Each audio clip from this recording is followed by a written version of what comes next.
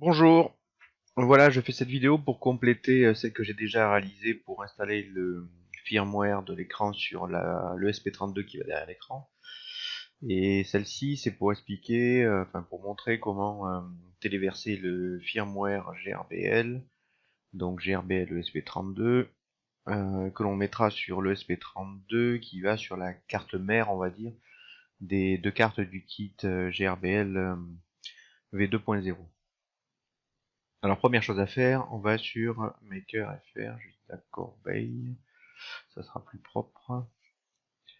On va sur Maker FR, ici on va dans CNC, carte GRB, enfin carte GRB LV2. Là-dessus, on va directement à flasher les ESP32. Alors cela implique qu'on a déjà fait ça, qu'on a déjà respecté, enfin suivi cette procédure-là pour l'écran, ou à minima que vous avez au moins installé la bonne carte si vous voulez pas utiliser l'écran, que vous voulez utiliser juste la carte GRBL sur votre machine, que vous avez au moins installé la bonne carte qui se trouve dans ce pack-ci. Donc enfin il faut aller dans préférences et saisir cette adresse là pour pouvoir installer la bonne carte qui est en fait la version 1.0.4. Les versions qu'on a indiquées, c'est important de les respecter parce que sinon ça fait des bugs. D'ailleurs là il l'a marqué Romain. Ici, les bibliothèques dont on aura besoin pour flasher les deux firmware. Donc pareil, on respecte on prend cela. On prend celle-là, pardon. On prend ces bibliothèques-ci. Donc là, c'est les bibliothèques déjà aux bonnes versions, entre guillemets. Parce que depuis, pour la SDFAT, par exemple, il y a une version 2.1.2, je crois. Donc non, il faut il faut utiliser celles qui sont indiquées ici. Bon, après, firmware, la Grand Acquis, tout ça, mais ça, j'y reviens pas. Donc, moi, ce qui m'intéresse, c'est l'étape 3. Donc, c'est téléverser le firmware de GRBL dans le SP32 qui va sur la carte mère, on va dire.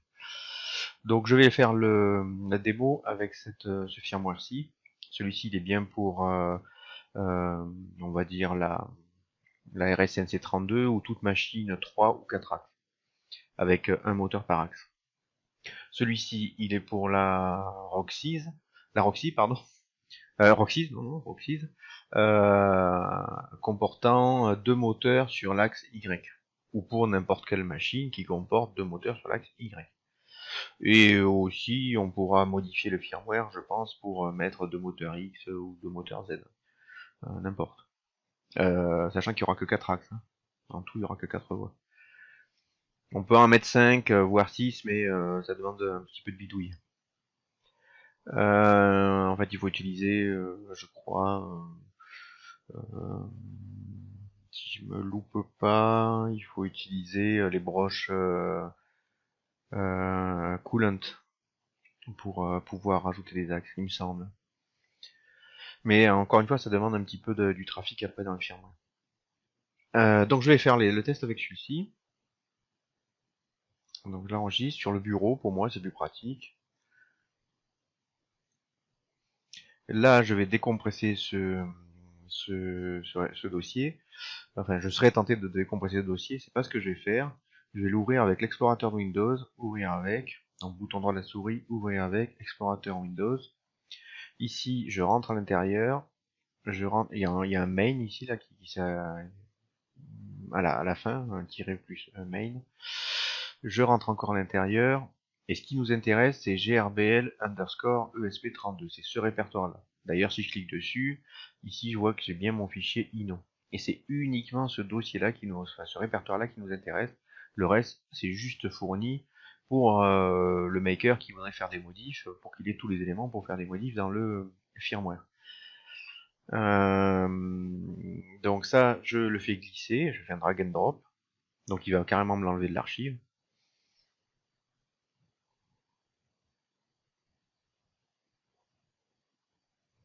Ah non, il me l'a pas enlevé, il me l'a décompressé. Et oui, comme c'est compressé, il me l'a juste décompressé, il me l'a pas retiré de l'archive, je pensais qu'il allait le retirer. Il a juste fait une copie. Donc ça, je peux le supprimer, j'en ai pas besoin. Donc on a besoin que de ça. Allez, on fait un peu le ménage dans la corbeille. Ici, donc je clique sur le fichier .ino. Ça, je peux le réduire. Donc ça suppose, comme je vous ai dit, qu'on a installé les bonnes bibliothèques, la bonne carte, etc. Pour flasher également le SP32 qui contiendra GRBL.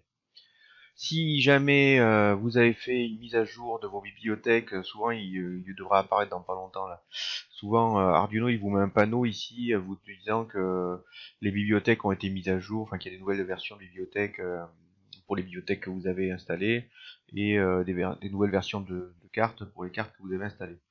Ah, je sais pas, il le fait de temps en temps, il met un petit panneau là, je sais pas, il devrait pas tarder à le mettre, ou le mettra un peu plus tard, on le verra peut-être en flashant.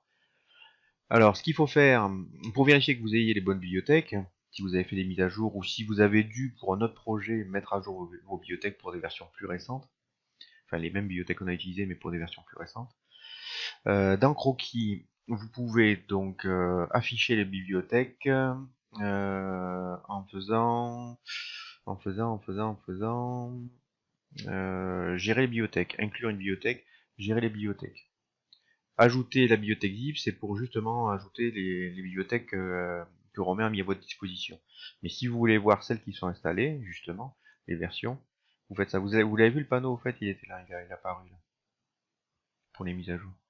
Il se ferme au bout d'un petit moment, au bout d'un petit moment, mais il y était. Donc ne surtout pas appliquer les mises à jour sur le panneau. Enfin, voilà. Parce que je crois que si on clique sur le panneau, automatiquement il met tout à jour.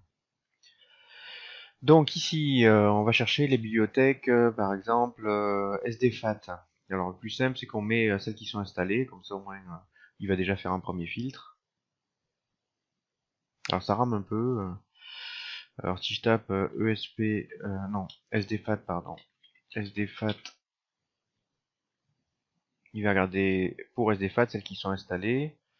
Et si je descends, ici je vois SDFAT et je vois bien que c'est la version 2.0.6 qui est installée. Et quand je vais sur la page d'installation des bibliothèques, c'est bien la 2.0.6 qu'il fallait installer pour la SDFAT. Si, si par exemple je fais une recherche sur cette bibliothèque-ci, il faudrait normalement la 071. Tchac, tchac. Hop. Et je remarque que c'est bien la 0.71 qui est installée. Si jamais c'était une autre version et que vous l'installez la 0.71, en fait, il faut se positionner sur la bibliothèque et ici, là, il n'y en a qu'une, donc ça apparaît automatiquement, mais quand il y en a plusieurs, il faut se positionner dessus et cette liste déroulante va apparaître. Et là, vous pouvez choisir une autre version et puis vous cliquez sur installer. Si vous faites mise à jour sans cliquer sur une version, il vous mettra la dernière version en cours. Voilà, ça c'est pour les bibliothèques et ainsi de suite, on peut trouver les autres. Il y a juste celle-ci qui est un peu difficile à trouver là. Celle-ci est un peu difficile à trouver parce que le nom doit être... il y a ce nom-là, mais ça doit pas être le vrai nom de la bibliothèque. Donc quand on fait une recherche là-dessus, il trouve pas ni sur SSDP. Moi, j'ai pas réussi à la trouver facilement. Je me rappelle plus. Il faudra aller voir sur GitHub comment elle s'appelle exactement.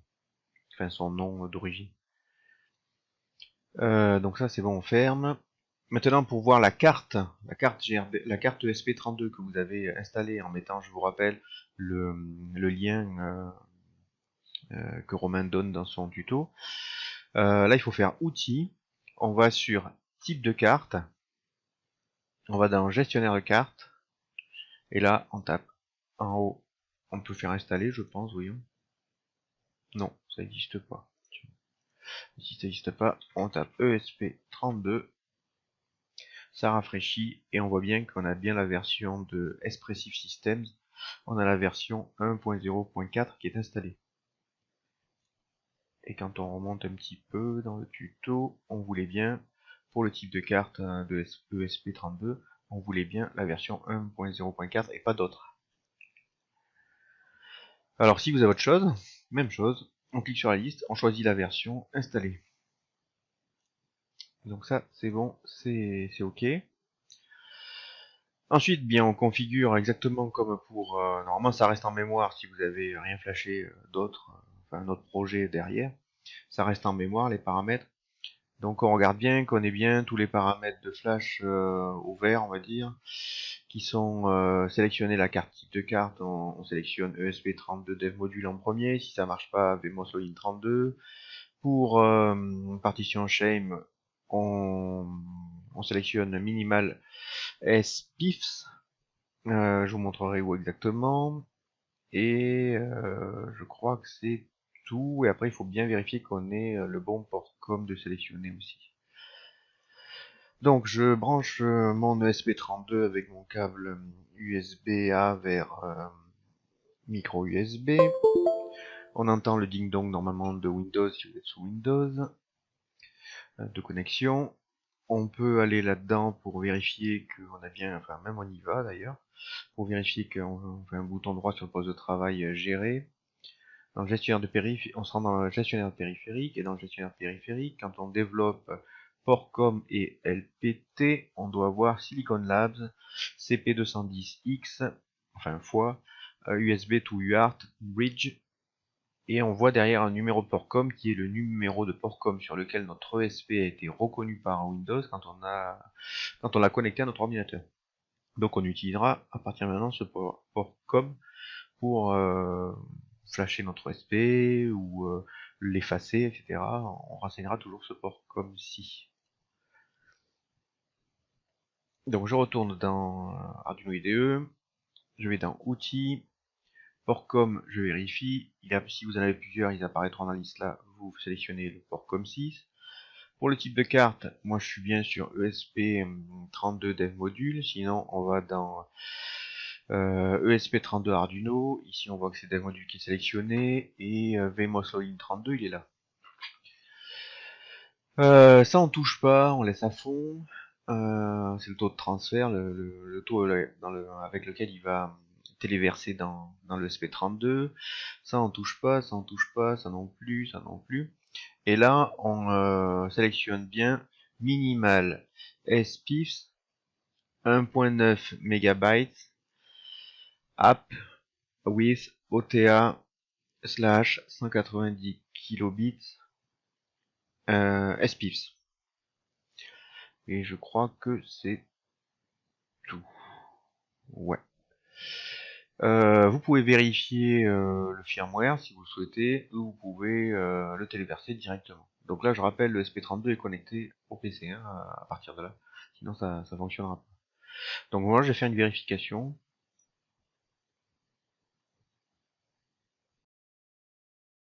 Donc voilà, la procédure de vérification est terminée. Alors pendant la procédure de vérification, ça fera la même chose pendant la procédure de téléversement si vous avez appuyé directement sur téléverser. Il y a un message qui est apparu en rouge avec attention, la bibliothèque machin chose prétend être exploitable sur là où les architectures AVR et peut être incompatible avec votre carte actuelle qui s'exécute sur ESP32. Ce n'est qu'un message d'avertissement même s'il est en rouge. Donc c'est pas un message bloquant, c'est un message normal. Et par contre, dessous, si vous avez ce message blanc, ça veut dire que c'est bon, à partir de là, vous pouvez téléverser.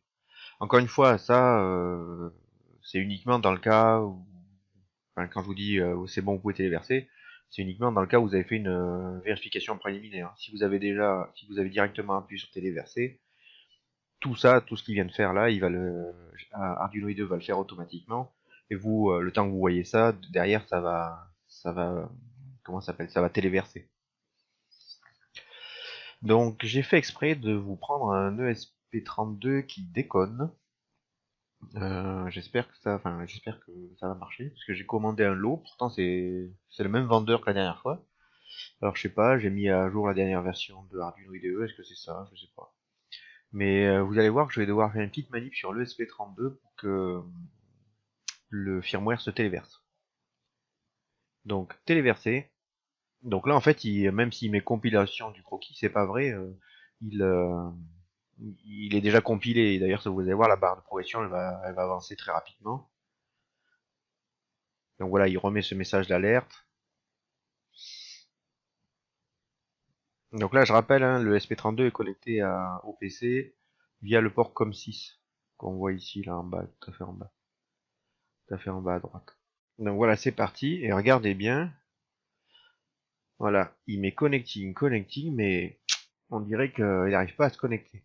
Alors si ça vous le fait, ça, si vous voyez ces points et ces tirets qui se suivent, plutôt que d'attendre le message c'est pas possible de programmer votre SP32 ou SP32 non trouvé, vous appuyez sur le bouton boot et vous restez appuyé un petit moment de votre SP32 et vous relâchez 2-3 secondes et automatiquement il y a un petit bouton boot à côté de votre port micro USB sur le SP32, sur le module SP32. Donc vous appuyez 2-3 secondes sur vous restez appuyé 2-3 secondes sur ce bouton puis vous relâchez et il va faire le téléversement. Donc une fois que c'est fait, le téléversement, il vous met quitter, enfin living, hard resetting via RTS Pin. Mais surtout, ce que vous pouvez voir, c'est que là, dans le bandeau bleu, il y a marqué téléversement terminé. Donc à partir de là, vous pouvez débrancher votre SP32 de la machine et le mettre sur votre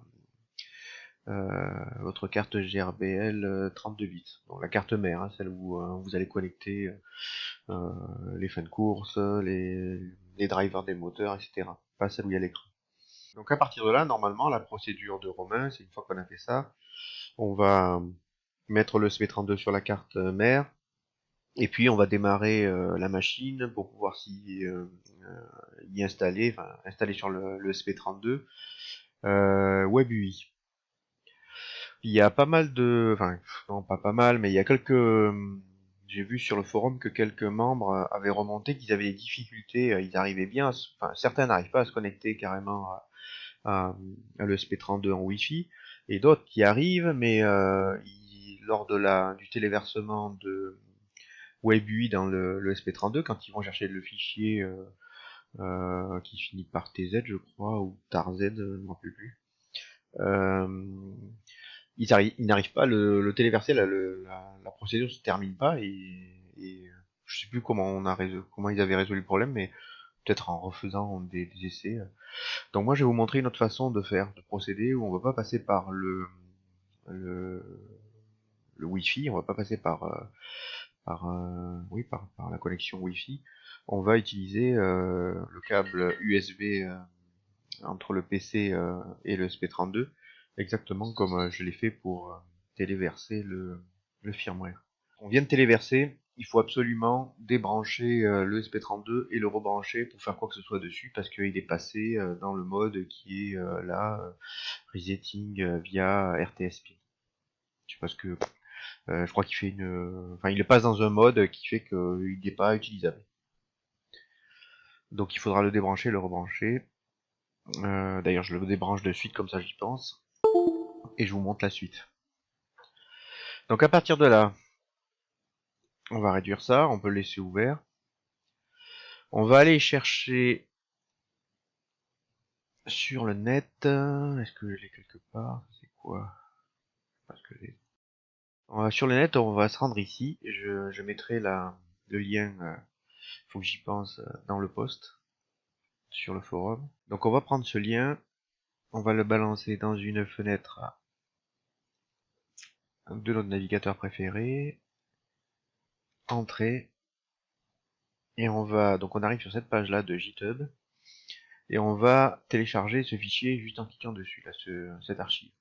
Donc on fait un clic dessus, voilà, il me propose d'enregistrer, donc moi rien ne change pour moi, je le mets toujours sur le bureau. Il me dit que je l'ai déjà parce que je l'avais déjà téléchargé, donc je fais OK. Je peux fermer cette page. Donc ici je fais comme tout à l'heure, exactement comme avec ça je peux le réduire. Je fais exactement comme tout à l'heure avec le firmware de GRBL. Je vais faire un bouton droit, ouvrir avec, Explorer Windows. Ça, je me le mets de côté.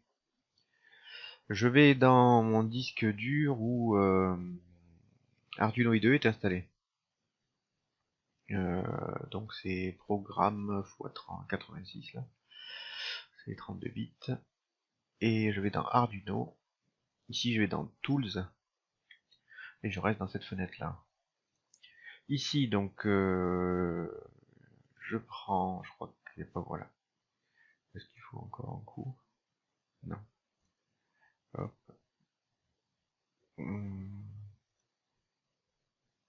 Donc je remonte quand même, c'est plus simple.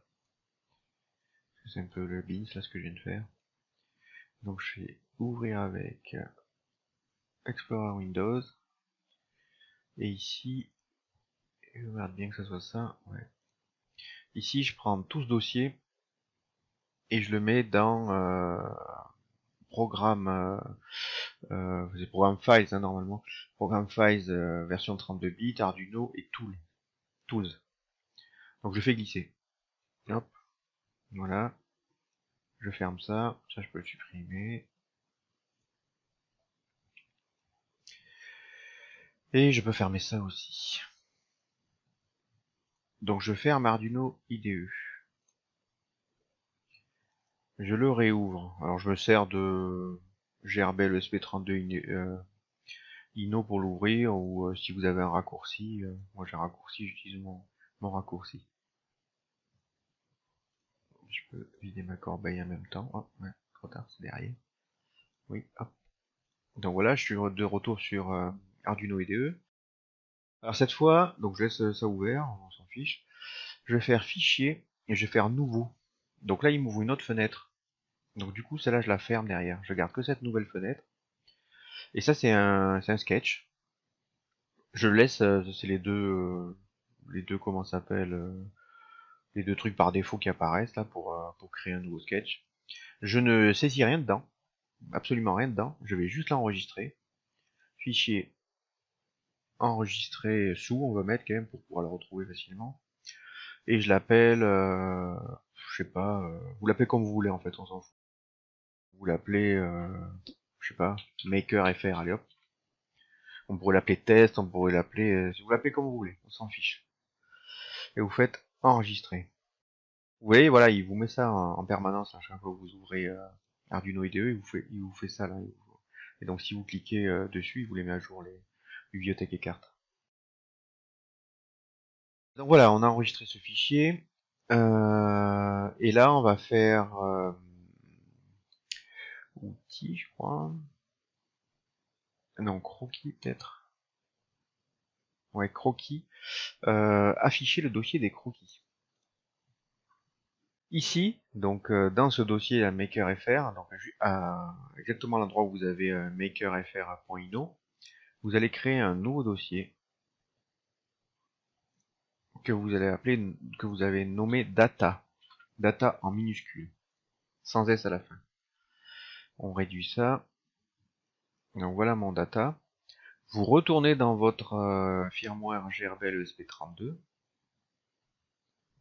Vous allez dans SRC. Vous allez dans data et vous allez copier tout ça là. Alors, dans le tuto de Romain, on vous dit pas de copier l'icône. Je vous montrerai pourquoi c'est rigolo de la copier. Bon, c'est pas utile, c'est pas obligatoire en tout cas. C'est pas grave si vous la copiez pas. Mais bon, bref. Moi, je copie tout.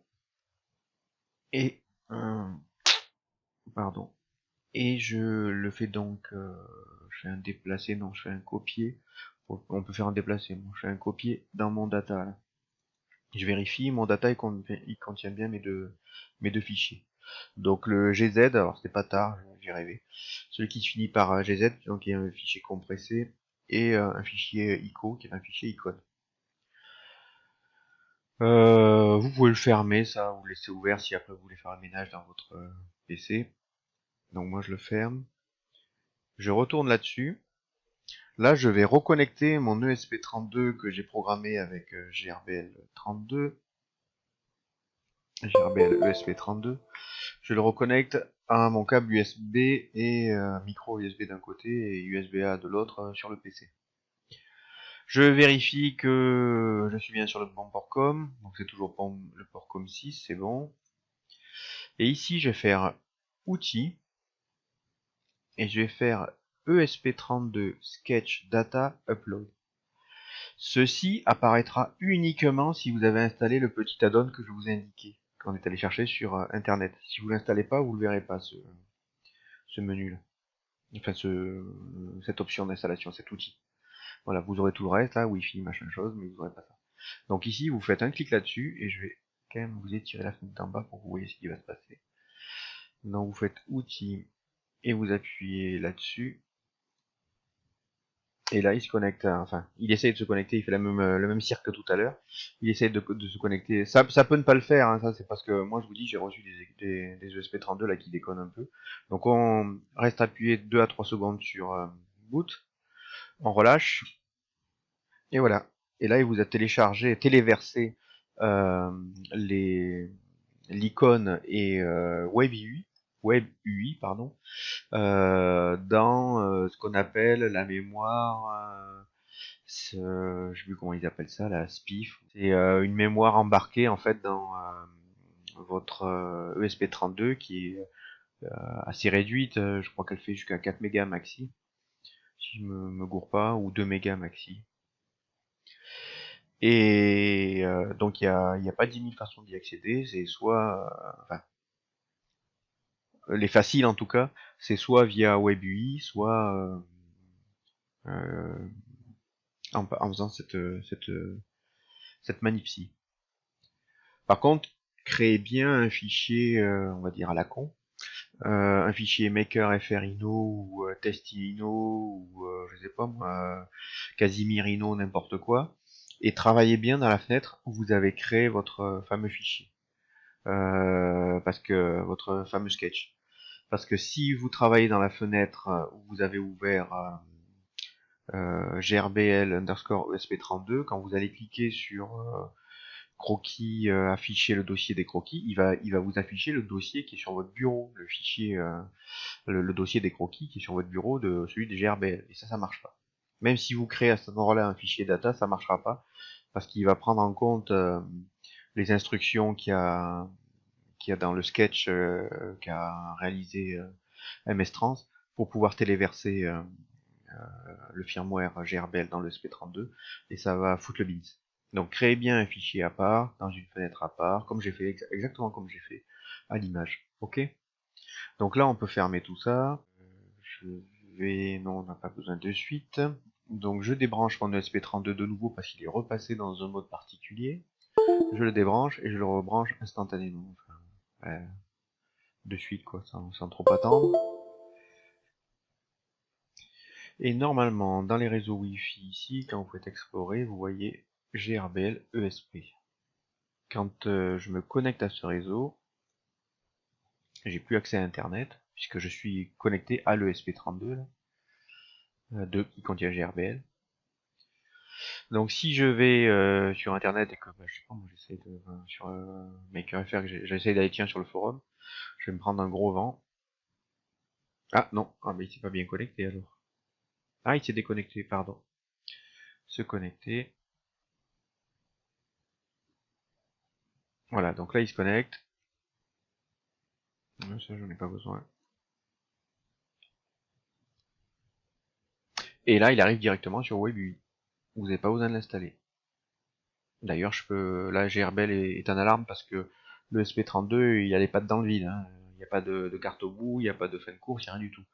Mais je peux le déverrouiller. Si je clique 2 fois, je crois, sur alarme, voilà, il passe un idle. Donc en fait, je l'ai forcé, je l'ai forcé à se déverrouiller.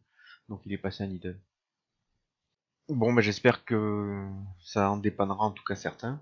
Mais j'ai trouvé cette technique assez sympa pour ceux qui galéraient, donc je voulais vous en faire profiter. Allez, à plus, bye bye, ciao.